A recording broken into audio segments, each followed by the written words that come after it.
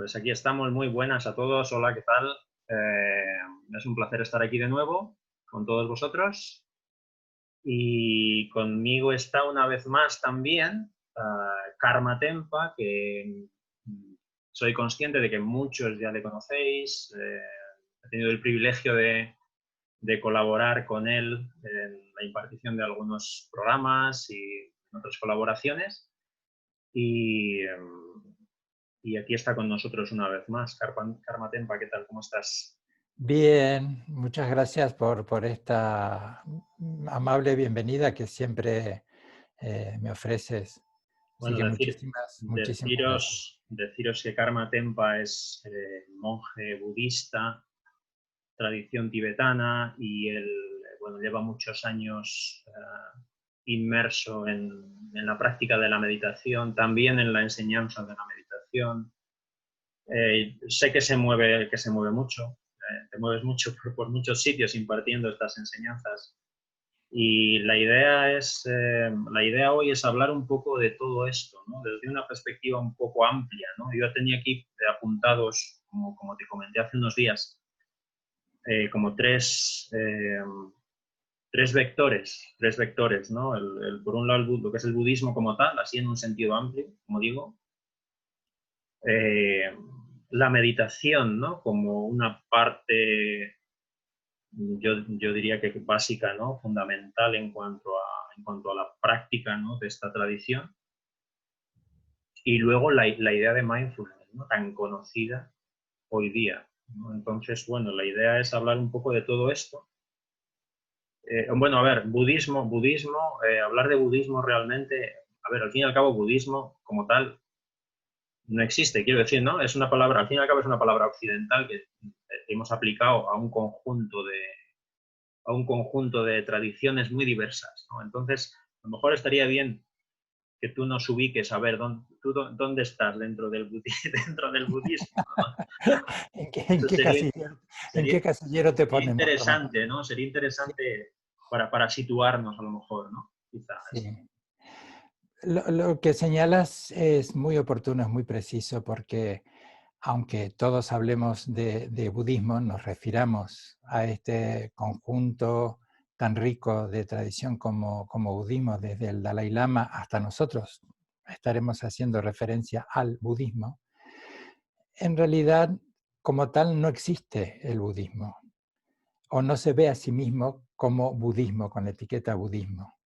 La palabra tibetana Nangpa es tal vez lo que más se acerca a lo que es la intención de esto que llamamos budismo. Seguramente que en la tradición pali, en la tradición sánscrita, en el canon chino, pues hay también otras maneras de referir esto que de forma tan precisa, ¿no? Refiere la palabra Nangpa en tibetano, que es como una traducción así muy cercana, es el que busca dentro de sí, aquel que investiga consigo mismo, en sí mismo. Podríamos poner un punto en esta palabra de encuentro, también en esta palabra espiritualidad, que es a veces como un enorme paraguas que no sabemos muy bien qué está definiendo, porque también es una definición algo compleja definir con precisión qué es espiritualidad. Pero volviendo a Nagpa, yo creo que refleja, creo no, estoy convencido que refleja muy bien lo que es el abordaje o el espíritu con el que espera el budismo también ser acogido por aquel que se acerca a sus enseñanzas, y también el espíritu que acompaña a aquel que practica sus enseñanzas. Es decir, buscar dentro de sí cuáles son, y haciendo una división muy esquemática con el riesgo que esto implica, aquellos factores que conducen al sufrimiento en la vastedad más extensa de lo que implica la palabra sufrimiento, y cuáles son aquellos otros factores que promueven el bienestar, o utilizar una palabra que Alan Wallace la define muy bien como eudaimonia, este término que viene del griego, del latín, que hace referencia a ese sentido de bienestar que va más allá, como lo interpretaremos en Occidente, del bienestar físico.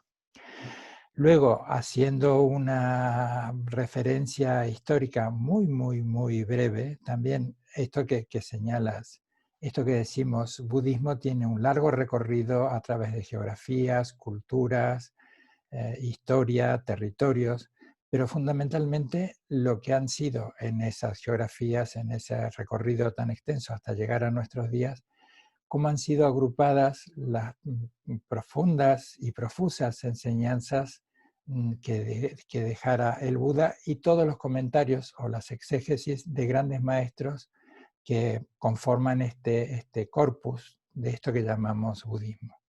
Entonces, básicamente podríamos decir lo que es la tradición Pali y lo que es la tradición sánscrita. Claro.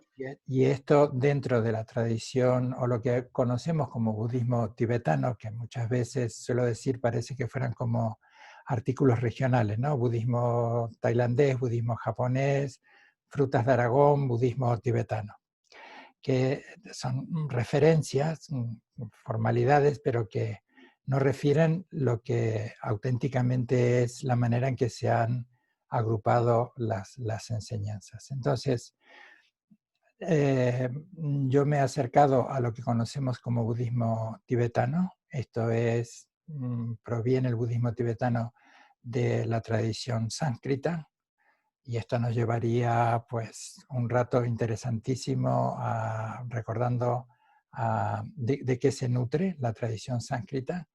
Y fundamentalmente tiene su base en las escuelas mahayana, en las que se desarrolla el aspecto de la sabiduría, el aspecto de la compasión, que están presentes en todas las escuelas, solo que algunas las trabajan de una manera y otras de otra. Resumiendo, ¿dónde me pueden poner a mí? Dentro de lo que, primero, en vuestros corazones, que ahí es donde más cómodo me puedo sentir. Ahí es donde más seguros están. Exactamente. Y después ya en el aspecto que preguntabas, dentro de lo que conocemos como la tradición budista tibetana. Claro, es que yo creo que somos los occidentales, quizás somos demasiado dados a poner como estas, encasillar, ¿no? A poner estas etiquetas en las que ya parece que todo es lo mismo, ¿no? Parece que dices budista, pues ya te encasillan con esa etiqueta, ¿no? Y no caemos en la cuenta de que hay un montón y muchísimas, pues todas estas particularidades que tú estás comentando, ¿no? Es la sensación que tengo yo. Como por ejemplo pasa también con la palabra meditación, ¿no? Tampoco, o sea, que meditación tampoco existe. O sea, meditación, lo comentaba yo ayer en un curso que tuve, ¿no? Es del latín realmente, meditatio, ¿no? Del meditatio, que ni siquiera era meditar en el sentido que lo podemos entender ahora, ¿no? Asociado a, sería más bien contemplatio, ¿no? Contemplatio, en lugar del meditatio, ¿no? Entonces, a veces atribuimos conceptos a cosas que son mucho más amplias, ¿no? Es la sensación que tengo yo. Sí, sí, una cosa curiosa. Sí, sí, sí. A veces por desconocimiento, por hacerlo funcional, operativo, y tendemos a la síntesis y en un nombre pues resumimos todo, sí. Nos pasa también con lo que es más cercano a nuestra cultura judeocristiana, a nuestra cultura occidental. Yo tampoco sabría definir o nombrar con precisión todas las órdenes católicas o el recorrido del protestantismo, que a veces en general vemos todo como un único color cuando hay varios colores y cada de esos colores tienen muchos matices que son... en general el pensamiento habitual es relacionarnos con con un hito histórico o fundacional de una tradición, pero se nos escapa todo el recorrido tan dinámico y que ha enriquecido a todas las tradiciones, la que quieras observar, que no con los matices, con las diferencias que cada tradiciones tienen entre sí, pero creo que a todas les acerca o les hace parecido un recorrido similar, que es el enriquecimiento del comentario, la experiencia de todos los grandes maestros que vienen más allá de, vamos a decirlo de esta manera, de la figura principal. ¿Y cuál dirías que es bueno, no, sí, bueno, la salud, quizá iba a decir, la salud del budismo ahora mismo en Occidente, por ejemplo, ¿no? Porque, claro, ¿A qué te refieres con la salud a ver, del... la salud en el sentido de cómo, cuál sería el estado, quiero decir, goza de popularidad, es algo que Ahora realmente, lo entiendo mejor. sí, sí, es algo realmente bien acogido en Occidente, ¿cómo lo estás viviendo tú? ¿Cómo lo vives tú? ¿No? Ujú. ¿Esto posibilita el desarrollo aquí en Occidente? ¿Cómo están las cosas, ¿no? En ese sentido? Ujú. Bien, voy a decirte lo que yo percibo y también que esto quede presente para lo que he dicho y lo que habré de decir, que es mi punto de vista. Ujú. ¿Sí? Es el punto de vista de un simple monje occidental que se ha acercado al budismo desde hace 25 años y que es esto mi particular punto de vista, que no es la voz oficial del budismo, que estoy hablando por mí mismo. Eh, históricamente, en tiempos históricos, el budismo es muy joven en Occidente. No lleva más de, no sé, 80, 90 años, ponle 100 años, que en tiempos históricos es muy poco. Creo que estamos en un momento muy interesante porque ya hay muchos occidentales que han llevado a través de muchísimos años de práctica a desarrollar las mismas cualidades que históricamente han desarrollado miles de practicantes a través de miles de años de las tradiciones asiáticas, ¿sí? Entonces, esto hace que tengamos unas traducciones más acertadas y con esto vaya también el homenaje a todos los que han contribuido desde hace tantísimos años a la difusión del Dharma, de las enseñanzas. Esto también es un proceso habitual. Ahora hay occidentales que por su propia experiencia en la traducción, en el caso de que sean traductores, traductoras, tienen el valor agregado de su propia experiencia. Entonces, eso, como en cualquier traductor, si traduces textos de medicina, de ingeniería aeronáutica, lo que fuera, si tu profesión es la misma del texto que estás traduciendo, tiene ese sabor más particular. Y después en enseñantes también, que quieras que no, todos estamos permeados, no siempre de manera consciente, por nuestra cultura. Entonces, pues ahí también estamos en un momento muy rico. Interesante. Mucho, muy interesante. Un momento interesantísimo. Un momento muy interesante. Particularmente luego el budismo tibetano, por impulso del Dalai Lama y que le han seguido otros grandes maestros, y el encuentro con científicos occidentales que han explorado ambos cómo podían beneficiarse mutuamente, eso que emblemáticamente el Instituto Mandan Life ha sido como uno de los precursores, pero que ya llevamos más de 20 años entre estos encuentros, y es un diálogo entre ambas ciencias, la contemplativa de la mente de las tradiciones budistas, de las tradiciones orientales, y nuestras ciencias contemporáneas.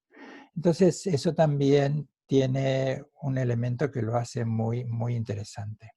Claro, yo creo que le puede dar, claro, el hecho de incorporar de alguna manera la ciencia y la investigación como que le da un plus ahí, ¿no? Un plus de, pues no sé si como de corroborar o de validar, ¿no? Ciertas, digamos, todos los hallazgos, ¿no? Ya los que han llegado a lo mejor, los meditadores a lo largo de la historia, ¿no? Es como realmente decir, efectivamente, ¿no?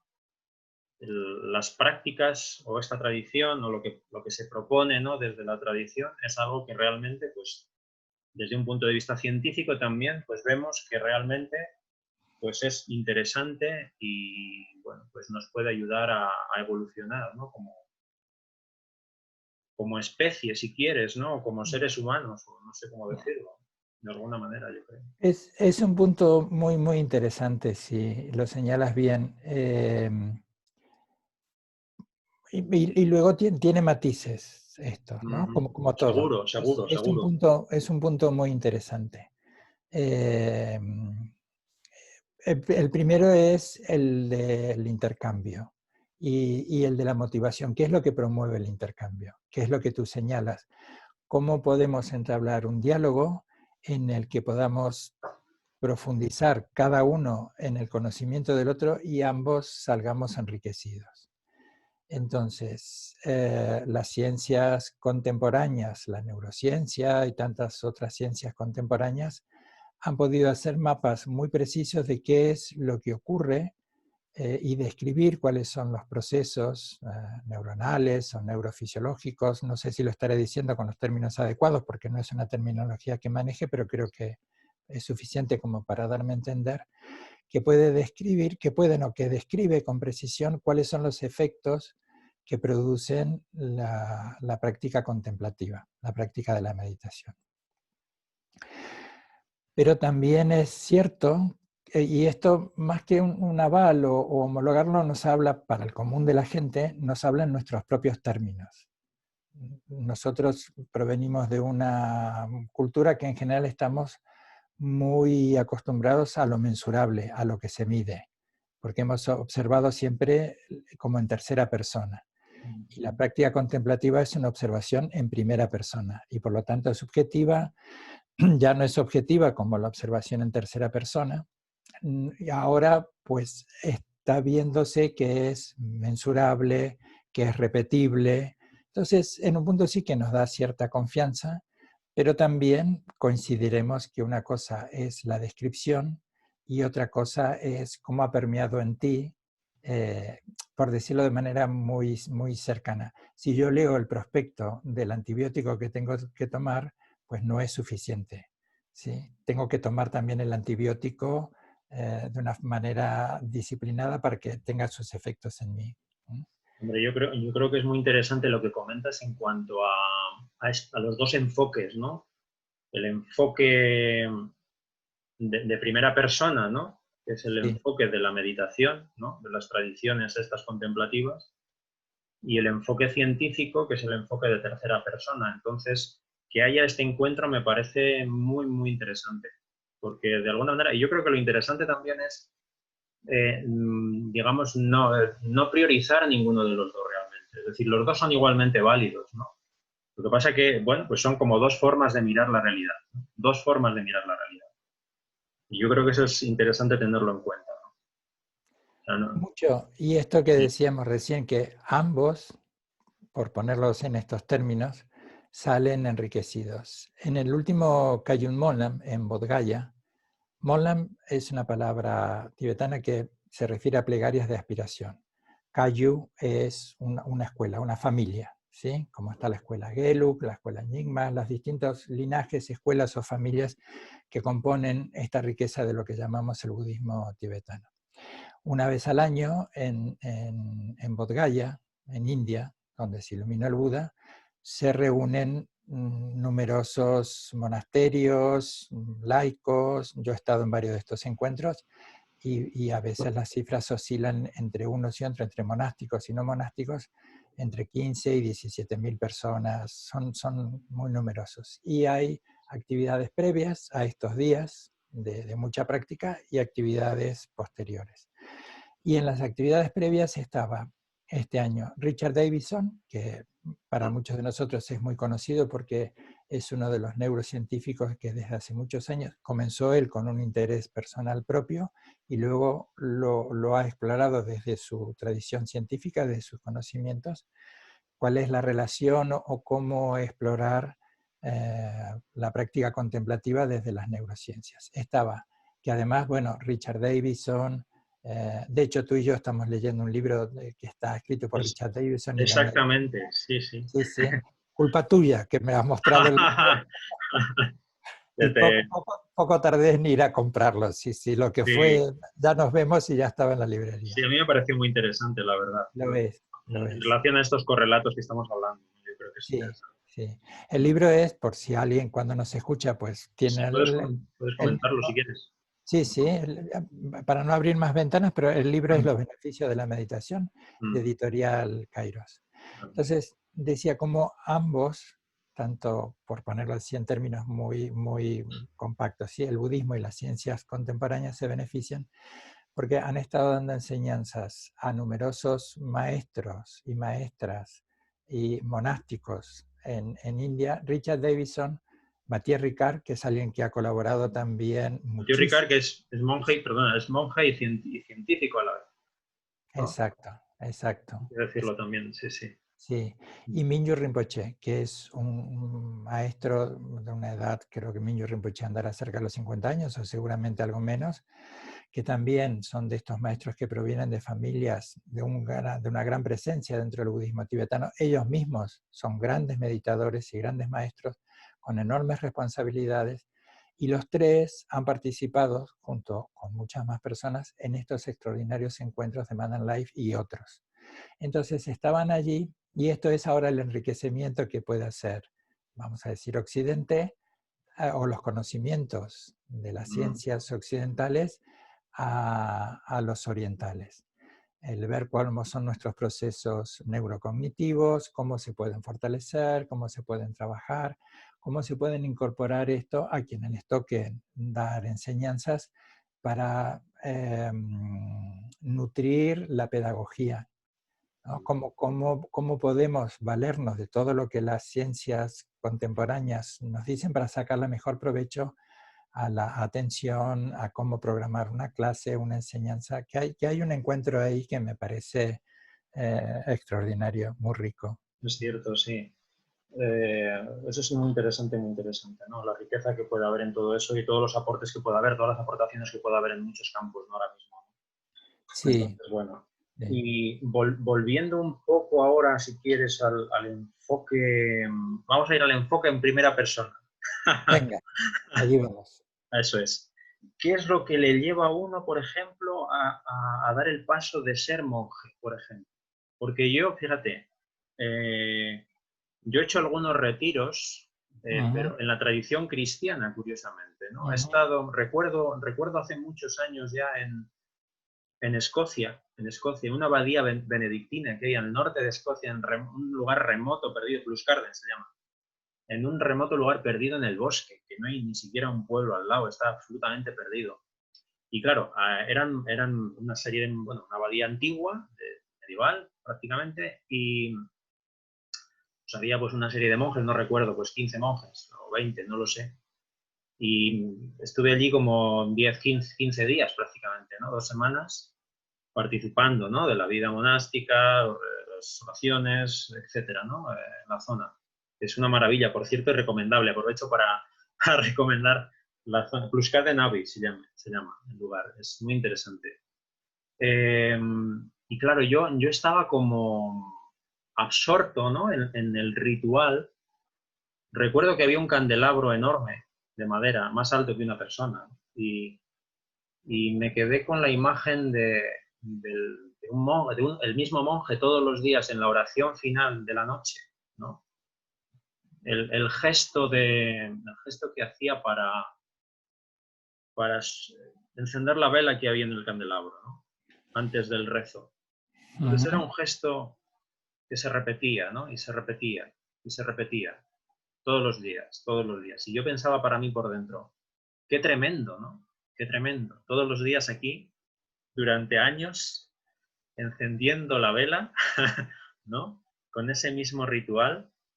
Y yo me preguntaba, ¿no? Cuando me daba mis paseos por allí, por el bosque y tal, bueno, ¿qué es lo que realmente, ¿no? Puede llevar a una persona a decidir? Bueno, bien es cierto que aquellos eran monjes de clausura, ¿no? Eran monjes que estaban allí realmente en el monasterio, ¿no? Y tal. ¿Qué es lo que puede llevar a una persona a dar ese paso e involucrarse de esa manera en una tradición, en este concreto en la tradición, bueno, eran benedictinos? Entonces, bueno, no sé, quiero trasladarte también esa cuestión, ¿no? Me imagino que puede haber muchos factores y probablemente cada persona lo vivirá de una manera diferente y para cada uno será diferente también, ¿no? Entonces, no sé, ¿sabes? Pero está ahí, ¿no? Porque, claro, cuando uno observa esto, claro, yo en aquel momento me ponía en el lugar, ¿no? Digo, bueno, a ver, ¿sería yo capaz podría llegar el momento en que yo dé ese paso, ¿no? De tomar esa decisión y tener una vida de este tipo? Por ahora no ha llegado. No sé en tu caso, Sí. cómo es la cosa. Empiezo por esto último, esto que dices, aún no ha llegado, y puede ser que no llegue nunca. Y está también una cosa como la otra. Hay muchas maneras de estar en el mundo, muchísimas maneras de estar en el mundo. Y esta es una, en el sentido de la decisión monástica. Es una, que no es ni mejor ni peor que otras. Es una de las tantas posibilidades de una de las tantas maneras de estar en el mundo. Yo creo que estemos como estemos en el mundo, esa manera de estar en el mundo, creo que todos coincidiremos que si descansa o tiene como simientes tratar de satisfacer este doble sentido de beneficiarnos a nosotros y de beneficiar a los demás. Y aquí también hay muchas formas en las que podemos encontrar cómo beneficiamos a los demás. Incluso los monjes de clausura, que pareciera siempre que, y esto es común en muchas tradiciones, en la nuestra también, aunque no se refieran en estos términos, pero conozco practicantes que llevan muchísimos años, 30, 40 años practicando meditación. Que pareciera que el aporte está en el hacer, ¿sí? En el hacer continuo, en el ajetreo diario de una sociedad. Pero también el aporte está en el ser, el estar siendo. Claro. Cuando en tu entorno, en tu comunidad o en tu cultura, sabes que tienes allí una referencia importantísima de gente que está intentando ser, mientras tú estás haciendo y también intentando ser, ¿sí? Creo que ese es uno de los puntos. En mi caso en particular, que es lo que me llevó a ordenarme a mí, a tomar la opción monástica, pues no es tema de ningún próxima serie de filming. En realidad, yo llevo ordenado como monje alrededor de 15 años. Bueno, ya son unos cuantos, ¿eh? Ya son varios, sí. Retrospectivamente puedo decir que, hoy lo puedo decir en estas maneras, que fue un intento de tratar de resolver o explorar las dificultades, las vicisitudes típicas de la vida con elementos que no estuvieran presentes en la vida, como decía Einstein, ¿no? Qué curioso esto de estar haciendo siempre la misma cosa y esperar un resultado distinto.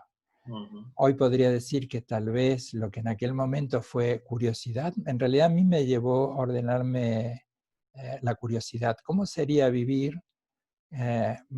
¿Cómo sería estar en el mundo? Es una frase que me gusta, que me siento reconocido en ella, desde la tradición monástica. Entonces, hoy podría decir esto, que ha sido un intento, y sigue siéndolo, de ser un intento de acercar elementos distintos para resolver o explorar lo que es la vida, lo que es vivir. Sí, lo que es ser Allá de humano. la trascendencia. ¿Perdona? Lo que es ser humano, iba a decir, ¿no? Sí, tal Bien, cual, lo que por es ese ser lado. humano. Porque hasta ese momento, y por poner líneas así tangenciales, que solo son referencias para esta charla informal que mantenemos contigo, siempre he tratado de resolver o de explorar esas situaciones con los elementos que han sido la causa del dolor, con las mismas situaciones que han sido la causa del dolor, de la incomodidad, de la excitación, del aburrimiento. Entonces, esto fue vamos a tomar distancia, una activa distancia, ¿sí? Vamos a tomar una activa distancia para observarme y ver, pues bueno, cómo se puede estar en el mundo desde una forma más creativa. Fantástico, fantástico. Sí, sí, es una opción, por lo que tú dices, tan válida como cualquier otra, ¿no? Sí, es tan válida como cualquier otra. Y luego también la tradición monástica, y en nuestro caso, que es una tradición oriental, una tradición asiática, se vivirá de una manera distinta para los que culturalmente han nacido donde el budismo es la religión que prevalece. Yo te puedo hablar como un occidental que se ha encontrado con algo que es ajeno a su cultura en principio y que tal vez ese fue el punto de curiosidad porque he podido desprenderme de los prejuicios o de esto que te lleva a decir, esto ya lo conozco, que tampoco uno lo conoce, lo que está en su cultura, ¿no? Creo que ese fue como el valor agregado también que me permitió el desconocimiento absoluto. Yo soy muy curioso, en eso soy como un mono, ¿sí? Entonces, cuando hay algo que me interesa, pues trato de explorarlo hasta en los pliegues más pequeños. Y este era un mundo absolutamente desconocido. Bien, muy bien. Oye, y esto de el tema, hay un punto aquí que yo también quería comentarte y preguntarte, ¿no? Hay un punto de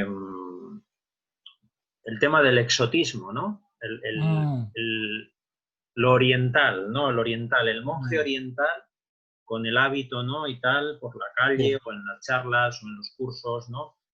Eh, ¿Hasta qué punto eso atrae, ¿no? Quiero decir, porque yo creo que quizá ese punto de exotismo de lo oriental, yo creo que es un factor ahí, quizá para atraer a lo mejor a alguien a una charla. Puede ser, ¿eh? Se me ocurre.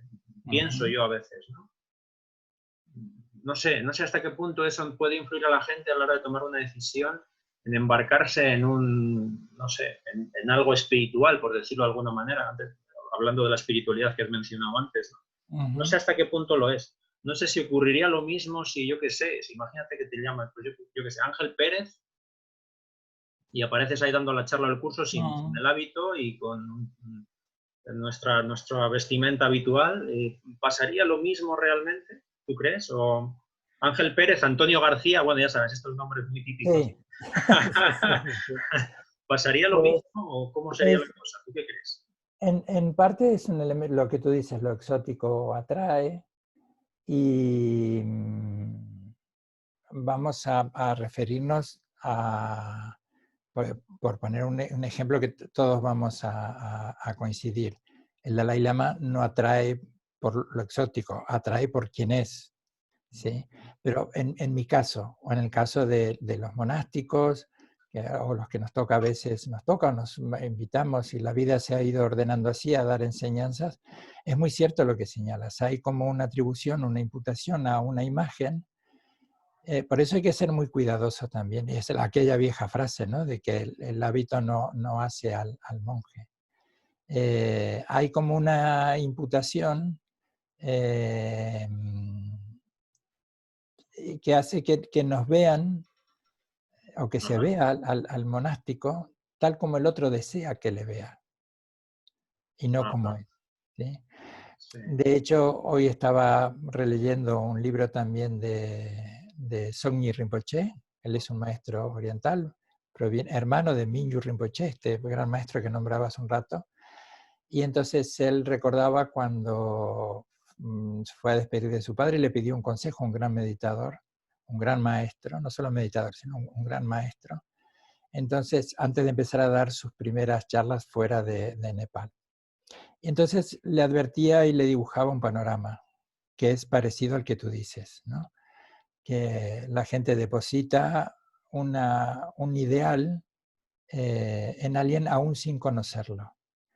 Entonces, lo interesante, no podía ser de otra manera, lo que le dice su padre es, no te dejes ni seducir, porque a todos hablarán de lo bonito que son tus enseñanzas, que en realidad estás hablando de Dharma, aquello que es tan presente y tanto me gusta, que la enseñanza es más importante que quien da la enseñanza.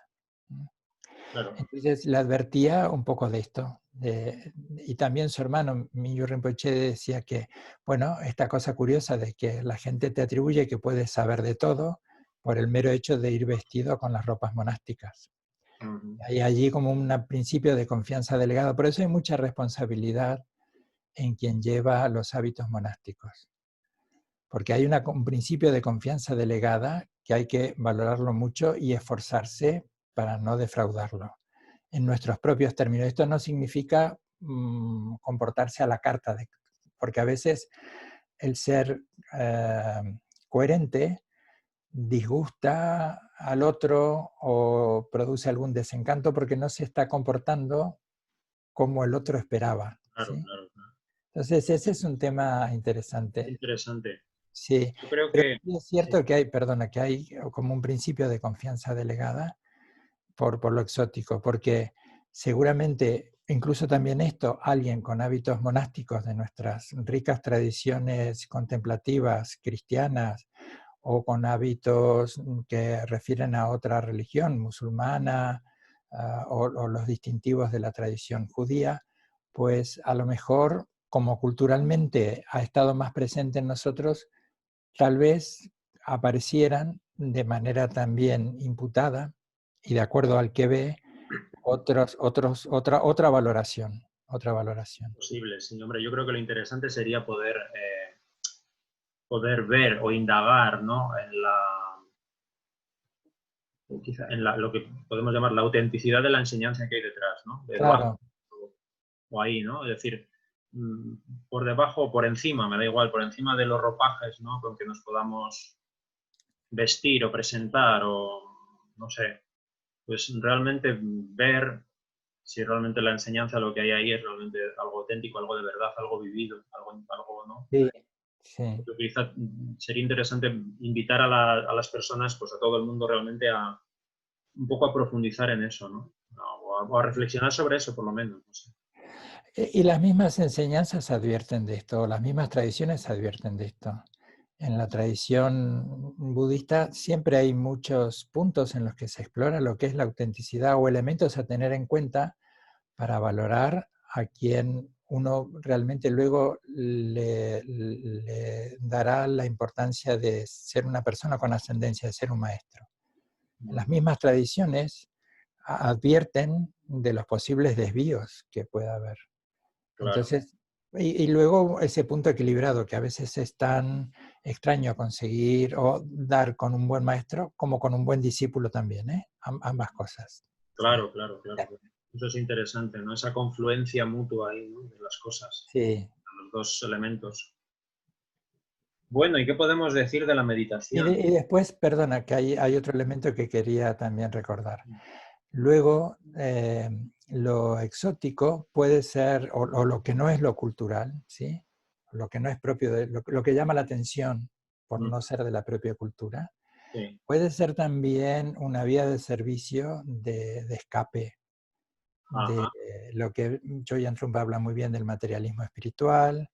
sí, John Wellwood habla, este autor norteamericano que en Psicología del Despertar, un libro extraordinario de Editorial Kairos también, eh, habla de esto, de cómo podemos mimetizarnos, cómo podemos vestirnos, cómo podemos adoptar lo externo y la forma, y que eso a veces encubre lo que es una vía de escape porque no queremos, no siempre de manera consciente, enfrentarnos o trabajar o explorarnos a nosotros mismos, que a veces puede ser una moda, pero que otras veces, en esto hay que estar atento, de que no sea, uno, atento a sí mismo, de que no sea una vía de escape, una vía de escape. claro, el peligro es, Entonces, cuando estás en un centro budista y hay una tienda, pues irás viendo que conforme pasan los días, los que han ido, sobre todo los nuevos, todos hemos pasado por eso. Pues te compras, empiezas, porque hay también este punto de sentirse igual a los demás, este sentido de pertenencia, y empiezas con los adornos. En nuestro caso será un mala, el color rojo, el color amarillo, una bolsita. Cuando los ves con un símbolo budista, bueno, está bien, pero ir un poco más allá de eso y fundamentalmente observar si no hay un punto de apoyo para escaparnos de nosotros mismos, porque una práctica con el peso que tiene la palabra, ¿sí? Esa vía de exploración Nangpa, el que se explora a sí mismo, pues es estar dispuesto a encontrarte con paisajes a veces inhóspitos, áridos, amenazantes, que el recorrido espiritual auténtico nos lleva a lugares a veces que hay que alejarnos de otras orillas de las más conocidas. claro, el peligro del peligro de no ser auténtico, ¿no? Está ahí, está claro. El peligro también, yo diría, de la falsa, no sé, falsa espiritualidad, si quieres llamarlo, ¿no? Yo creo. Sí, que no siempre es consciente, ¿eh? Claro, No es alguien que proponga, como que lo hay también, ¿no? De ser un sí, impostor, sí, sino que hay esto como una idea de sentirme un igual a, entonces voy a utilizar todos estos elementos, descanso en ellos y me recreo a mi propia idea y semejanza de que ya he llegado a donde quería, ¿sí? Ujú. Y allí también he utilizado como esa vía secundaria, esa vía de escape, para no trabajar y enterarme de quién soy. Auténticamente sería esa, Sí, exacto. Eso yo enterarme de creo quién que soy. sí, sí, sí, sí. Eso nos puede poner un poco en la órbita o en la dirección de realmente qué es la espiritualidad, ¿no? Auténtica, qué es lo Ujú. que realmente buscamos, ¿no? Qué es lo que realmente, bueno, no sé si buscamos o no buscamos, ¿no? Pero tener eso presente también, ¿no? Tú has mencionado antes la palabra espiritualidad y decíamos que era un concepto también bastante, una cosa amplia, ¿no? Una cosa amplia y que se puede probablemente definir desde muchos ángulos, ¿no? Ujú. ¿Tú cómo qué rescatarías? Si tuvieras que resumirlo, ya sé que es difícil, ¿no? Pero a lo mejor en una pequeña frase o en pocas palabras, realmente, ¿qué es la espiritualidad? ¿Se te ocurre algo? Quiero decir, Yo, cómo lo definiríamos, ¿no? ¿Cómo lo expondríamos? No sé, no es fácil, ¿eh? Yo creo que no es fácil. Para mí no es fácil. no, para mí tampoco es fácil, pero voy a recurrir otra vez a esta frase, una manera de estar en el mundo, un intento de estar en esa manera que uno, porque todos estamos siendo una de las tantas versiones que podríamos haber sido. Yo podría estar ahora, a lo mejor, tal vez, con ropa carcelaria. Podría estar purgando una condena. Ya sé. En vez del hábito monástico tendría un traje naranja o el típico, por poner este toque casi caricaturesco, de un traje a rayas, ¿sí? Sí, Así sí, que sí. todos somos una de las tantas versiones que podríamos haber sido. Entonces, podría decirlo de esta forma, ¿sí? También metafóricamente, porque no hay, por lo menos yo no la conozco, y es muy rico, ¿no? Y es una fortuna que no haya, porque eso sería como muy dogmático, una única definición de lo que es budismo. Digo, encontrar un punto equilibrado, vamos a decirlo así, y cada uno pues quiere poner esos valores en su propio contexto, de conjugar la vida entre los verbos tener y el verbo ser. Ajá. Entre el hacer, mejor dicho, más que el tener, entre el hacer y el ser. Yo creo que la vía de la espiritualidad, que cada uno la puede ir asumiendo en su contexto y en sus proporciones, es encontrar ese equilibrio y el explorar y ese también ese vaso comunicante entre, vamos a decirlo de estas dos maneras, cuando conjugamos la vida con el verbo hacer y conjugamos la vida con el verbo ser. Ahí está. Ujú. Muy bien, fenomenal, oye. Y volviendo ahora, bueno, volviendo, ¿no? O arrancando con el tema de la meditación. Bueno, hemos hablado de budismo, llevamos una hora, podríamos tirarnos aquí otras 2 horas o 3 para hablar de todos estos temas, ¿no? Ya llevamos una hora, ostras. Prácticamente, sí. Sí, sí. Llevamos una hora, entonces Bueno. vamos a seguir si quieres un poquito más y podemos dar algunas pinceladas de lo que es la meditación a lo mejor y Ujú. poder hacer pues otra entrevista en otro momento, Encantado, si te parece. claro. ¿Eh? Sí, sí, Sí, encantado. sí. Oye, te iba a preguntar, ¿y cuánto medita un monje? Ajá. Yendo al tema de la El meditación, meditómetro. el meditómetro. No, lo digo porque me he acordado ahora de repente, mientras lo estaba pensando, ¿no? Del libro que comentábamos de Richard Davidson y de Daniel Goleman, ¿no? De los Sí. beneficios de la meditación, porque ellos hablan mucho pues de esto, del número de horas, ¿no? Porque hacen sus Ujú. estudios, han hecho sus estudios, investigaciones. Recuerdo que clasificaban a pues, meditadores principiantes, ¿no? De una serie de horas, meditaciones intermedios, por decirlo así, de, pues no sé, 5.000 horas o 3.000 horas, y luego ¿cómo los llamaban? Los olímpicos. Sí, ¿Te puede acuerdas? ser. Son como Olímpicos, los atletas de élite. Sí, sí. 50.000 horas, ¿no? Entonces, no sé, Sí. ¿sabes? Hacían esta clasificación. Entonces, Mm. ¿tú cómo lo vives esto? ¿Cómo te das a la meditación, por decirlo así? A la meditación formal. Sí.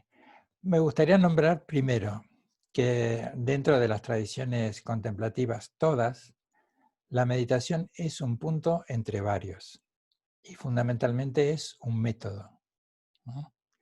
En el caso del budismo, tres son los aspectos que están presentes de una u otra manera en cualquier circunstancia. que es el desarrollo de la virtud, el desarrollo de la ética, que aquí un pequeño paréntesis, estoy disfrutando muchísimo explorando también lo que es la ética, con algunas lecturas y algunos vídeos, un acercamiento de alguien que os recomiendo porque me parece extraordinaria su capacidad didáctica y es un referente importantísimo en España y en el mundo, que es el profesor Diego Gracia, que hablando de bioética. Digo entonces que 3 son los pilares que están presentes o que sostienen toda esta práctica, ¿no? O toda esta actitud, que es el desarrollo de la virtud, donde quiera que se esté, ¿no? El desarrollo de la ética, en definitiva el principio de no violencia y qué es lo que se puede aportar de acuerdo a capacidades, necesidades, etcétera, en su entorno. El desarrollo de la sabiduría, en este caso no obviamente la acumulación de datos, sino el desarrollo, en este caso particularmente de la sabiduría de la no dualidad, explorar si las cosas son tal como las percibimos o si hay alguna lectura más profunda, y también la presencia de la meditación. Y la meditación es una palabra, si utilizamos la figura del paraguas, que debajo de ese enorme paraguas hay muchísimas prácticas. De hecho, alguna vez escuchándolo a un buen amigo como Gonzalo Britos o gente del mundo del mindfulness, que hace estos esquemas, las prácticas atencionales y las prácticas generativas. ¿Sí? O alguna vez te lo debo haber escuchado a ti también. Sí, yo Las creo que lo hemos prácticas comentado. atencionales, ¿perdona? Sí, creo que lo hemos comentado alguna vez. Seguramente. La práctica de la atención, que esto es fundamentalmente intentar observar mediante el método, que lo describe muy bien, y hay un camino muy largo que va descansando en una experiencia que se va aquilatando y eso permite profundizar más, en observar cuál es la relación que establece la mente con sus propios contenidos. Esta suerte de brecha consciente para ir viendo lo que es esta fusión cognitiva inmediata de la mente con sus propios contenidos, que a veces nos hace ir como muñequitos a cuerdas encerrados en una habitación. Ese es un punto. No el punto del spa emocional, de todo está perfecto y huele a aromas deliciosos y exóticos de incienso con músicas celestiales y que caen delicadas pétalos de rosa sobre nosotros. Meditar puede ser aburrido, tedioso, puedes pasártelo mal o puedes cada tanto pues descubrir esas cualidades inherentes a ti como ser humano. Y las prácticas generativas, más allá de las prácticas atencionales, es el de generar sabiduría, compasión y luego, pues en la vida cotidiana, esto que lo definimos tan esquemáticamente, este intercambio tan rico que hay entre uno y otro. ¿Cuánto medita un monje? Más allá de las horas, ¿sí? Como en cualquier actividad, y en esta más especial es la intención. Ahora, encontrar un equilibrio también, de que diga, yo lo estoy haciendo con una intención estupenda y por lo tanto 10 minutos está muy bien. Claro, claro. ¿Sí? O bueno, he hecho 4 horas, 6 horas al día y eso está más que suficiente, pero esas 4 horas, pues en principio muy bien porque has estado quietecito en un cojín y has molestado bastante poco. Entonces eso ya es un gran aporte si te has quedado quietecito y juicioso ahí durante un rato. Y más allá de las horas también, bueno, son los momentos. En el caso monástico hay retiros personales o grupales de días, meses, años. Está tu vida después cotidiana, como en casos muchos, el mío uno, en el que vas compartiendo esos espacios, haciendo ya una última referencia a mí. No porque sea importante, sino como para ejemplificar. Claro. Yo paso momentos de la gran parte del año en Madrid, viajando un poco, intentando aportar algo, dando enseñanzas, mi práctica diaria de sentarme, que pueden variar en horas, y luego espacios de retiros de 3 meses, 6 meses, pues Claro. allí vas. Sí, sí, sí. Yo creo que sí. Esto lo pones, perdona, en un contexto también de alguien que tiene una profesión, tiene una familia, tiene una vida en la que están presentes otros elementos que en lo monástico no, pues bien, no hay que hacer un espejo y un calco. Bueno, tiene que haber, sí, todos coincidiremos en que lo metódico, lo rutinario, que lo que tú decías, encender una vela todos los días, ese es el punto del ritual. Claro, eso te iba a decir. que va horadando el hecho de repetir, porque hay muchos rituales en nuestra vida. Nos enojamos por las mismas cosas, nos ponen celosos las mismas cosas. Sí, hay muchos rituales en nuestra vida, más allá del café de la mañana a las 8:30, que si no está te altera. ¿Ah? Pero Claro. el ritual, cuando conoces el sentido que tiene, el pedagógico, es de una riqueza extraordinaria. Sí. Sí, no, simplemente te iba a Te decir esto, orienta, ¿no? te lleva, claro. Que yo creo que, a ver, quizás es más importante, ¿no? El tener una regularidad. Yo Mm, creo que es más importante el tener una regularidad, aunque sea poco todos los días, ¿no? sí, O sea, 10 minutos, 15 minutos todos los días, y a lo mejor no hacer nada durante un tiempo y luego pegarte un atracón el fin de semana de, tal ¿no? cual. Horas, ¿no? Yo creo que el ir creando ese hábito, ¿no? Porque es como ir creando un hábito, ¿no? Es como ir abriendo un sendero en un terreno difícil, ¿no? Yo creo que es un poco así esto, ¿no? Esta idea. Sí, sí, sí, lo Eso dice no muy bien. quita. Ujú, Sí, no, perdona, simplemente, y de vez en cuando, a lo mejor, de vez en cuando, lo que tú también comentabas, a lo mejor hacer sí un retiro, ¿no? claro. Una vez al año, Ujú, un fin de semana o una semana, ¿no? Creo que quizá es una buena pauta, ¿no? sí, Para a lo mejor alguien que, porque me imagino que a lo mejor hay mucha gente que esté viendo el vídeo que no, o que no ha hecho nunca nada de esto, ¿no? Y claro. puede preguntarse, bueno, ¿y cómo hago? ¿Qué empiezo? ¿Cómo empiezo? ¿No? Pues yo creo que Ujú, de esta manera, ¿no? A lo mejor 10 minutos diarios, 15 minutos, ¿no? 20 minutos. sí. Y luego también difuminar estas barreras arbitrarias que a veces son funcionales que ponemos entre lo que es meditación y postmeditación. Ajá, eso es De interesante. que no hay tal cosa, ya viéndolo un poquito con distancia, más allá de la práctica formal, que es sentarnos en nuestro cojín, que tiene una intención, pero después llevar esa misma intención otra vez. Ahora que me levanto del cojín, ¿qué verbo voy a utilizar con más frecuencia? Porque podría decirse que la auténtica meditación comienza también cuando abres la puerta de tu casa y te incorporas al mundo. Ver nuestras tendencias en un sentido y en otro. En definitiva, ¿con qué verbo estoy conjugando la vida? ¿Con el verbo hacer o con el verbo ser?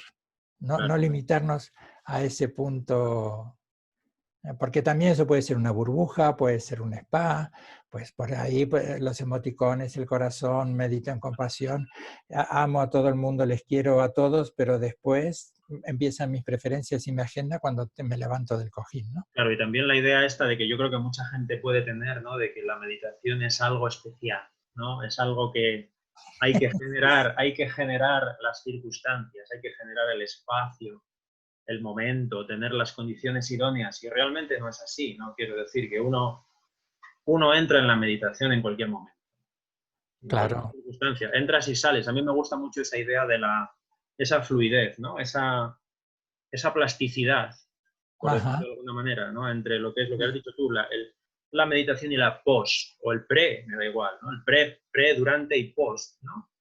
Y tener esa facilidad para entrar y salir como si haces cualquier otra actividad, como cuando, no sé, pues estás comiendo o te estás cepillando los dientes o cualquier otra actividad, ¿no? Quiero decir que Claro, no hace claro, falta tener un talante ni unas condiciones, yo creo, especiales, ¿no? Para esto.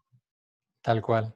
Es Sí. importante tenerlo en cuenta. Ujú, sí. Muy bien, pues nada, aquí yo tengo anotadas un montón de cosas que han ido surgiendo que, Ujú.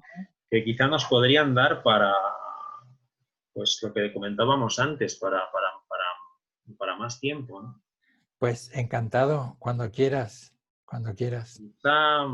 Quizá podríamos profundizar en otra ocasión sobre el tema, a lo mejor un poco más sobre el tema de la meditación, Bien. a lo mejor un poco más también en relación al mindfulness y tal y como lo Ujú. conocemos hoy. Mira, he apuntado una cosa que si quieres podemos comentar algo. Has hablado de dos tipos de meditaciones, Sí, las atencionales, ¿no? Y no, las generativo. constructivas, las generativas, las de generar Ujú. ciertas cualidades. Y hay otros autores que hablan también, a ver qué te parece a ti, de las deconstructivas, Mm, que se encargan de cuestionar un poco la naturaleza del yo, ¿no? El ujú, yo. Porque a veces este yo, la idea que tenemos del yo, de lo que somos, ¿no? Es como muy sólida, como demasiado sólida. Estamos demasiado fijados en la imagen que tenemos, ¿no? Y en esta estructura que llamamos yo, que no sabemos muy bien qué es, ¿no? Entonces, algunos autores hablan de estas meditaciones, que van un poco enfocadas a este cuestionamiento, ¿no? de lo que es el yo, ¿no? Yo creo que en el budismo también hay mucho de eso, ¿no?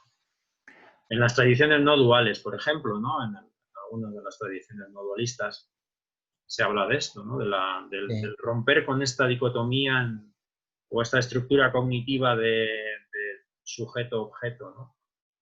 No sé si quieres comentar algo de eso. Sí, en principio cautela. Mucha cautela. Cautela, vale. Y mucha sensatez. Porque lo que llamamos las prácticas deconstructivas en las tradiciones no duales, y me referiré al budismo, que es la que conozco un poco más, sí que están presentes. Pero hay que encontrar un equilibrio entre cómo conciliar, porque no son irreconciliables, el yo operativo, funcional y ese sentimiento que surge de sentirnos yo, un individuo, la manera que experimentamos, etcétera, etcétera, que a veces cariñosamente yo le llamo el Little John, el pequeño John, asustadico y va por aquí por allí, pero que es un extraordinario logro de salud mental tener un yo bien constituido. Así que voy a romper una lanza en favor del yo. O sea, eso sería el paso previo, entonces. Digamos. El paso previo. El paso fundamental, ¿sí? Básico. Eso es fundamental. Entonces, eso podemos hacer un recorrido que puede ser bien desde las ciencias contemplativas como desde las ciencias contemporáneas. Que hay también, afortunadamente, para nuestra salud mental y nuestra salud emocional, unos recursos extraordinarios en nuestra sociedad de terapeutas, psicólogos o terapeutas en general, como una manera genérica de hablar de ellos, que pueden ayudarnos y mucho a trabajar con nuestro yo. ¿Sí? Luego, dentro de lo que es el recorrido, por eso porque nuestro desarrollo tampoco es uniforme y podemos encontrarnos con nosotros mismos, tener un enorme desarrollo en la espiritualidad, pero un desarrollo muy pobre en el yo convencional, en la manera en la que hemos experimentado y lo hemos construido, que ha intervenido en nuestros factores culturales, familiares, sociales y tantos otros elementos. Y ya concluyendo, si quieres, si lo dejamos para otro tema, en las tradiciones contemplativas, lo que es la práctica del Acton o las prácticas de visión profunda, todo lo que son los fundamentos ontológicos, metafísicos que provienen, hoy hablábamos del canon tibetano, que tiene su base en las tradiciones filosóficas nacidas de la escuela de Nalanda, entre otras, Vikramasila, que han dado un desarrollo extraordinario de escuelas especulativas, no especulativas de bolsa financiera, sino del pensamiento de la diferencia entre el yo que percibe, el yo bien, ¿sí? Pero que esto es, por eso es tan necesaria, por no decir imprescindible, la tutela de un maestro cualificado, que vaya viendo cuál es el punto, porque puedes cuanto menos salir arañado si empiezas con experiencias que en general siempre nos atrae lo extraordinario y vamos a meditar en vacuidad y en el no yo, calma, sensatez, prudencia, porque puede ser un tsunami en contra. Entonces por eso es necesaria la tutela. No libros. Los libros pueden ser un apoyo cuando has recibido una enseñanza de alguien acreditado, que realmente haya experimentado lo que te está transmitiendo y con una enorme calidez y compasión para saber si este es un buen momento en darte unas instrucciones o mejor seguir explorando otras posibilidades, ¿sí? Que hay aspectos muy sutiles de las meditaciones que trabajan con toda nuestra estructura psicológica. Y hay que ser muy cauteloso, muy cuidadoso, porque no siempre estará el aspecto consciente en estas meditaciones. Sí. Fenomenal. Entonces, nada, la consigna es entonces paso a paso. Vamos Paso a paso. Paso a paso. Empezando por el principio y con el primer paso. Y lo último, si nos atrae la desconstrucción del yo, de la vacuidad y demás, pues mira, te lo expreso en un sentido, si quieres, como una fórmula matemática. A ver, ¿cómo decirlo? Ahora me he metido en este berenjenal. Cuanto más compasión, menos yo, ¿sí? Ajá. El sentido del yo como limitación, ese yo egocéntrico, que es la fuente de nuestro propio dolor y del dolor que infligimos al mundo y a los demás, ¿sí? Es inversamente proporcional a nuestra práctica de la compasión. ¿Sí? Cuanto más compasión, menos yo. Fenomenal. Bueno, pues ahí queda la fórmula, Ahí ¿no? queda la fórmula. Ahí queda la fórmula. Sí. Pues nada, oye, un placer. Ha sido un placer una vez más compartir este tiempo, esta hora y no sé cuánto ya, y un poquito Yo lo he más. disfrutado muchísimo. Sí, yo también lo he disfrutado mucho. Espero que podamos tener la oportunidad de volver a conversar. Sí, yo encantado, es solo cuestión de ver agenda, Y horarios. fenomenal. Vamos a ver cómo va el verano. Vamos a ver cómo va el verano. Y Ujú. quizá, no sé si en poco tiempo o si no ya pasando el verano podemos volver a lo mejor Ya lo veremos, ya se dará. a encontrarnos. Así que nada, Hecho. Carmen Tempa, un placer Para mí también. y a seguir meditando, a seguir Un meditando. afectuoso abrazo. Muchas Un gracias a ti y abrazo, a todos. que Hasta vaya muy luego. bien. Chao, Gracias. chao, chao, chao.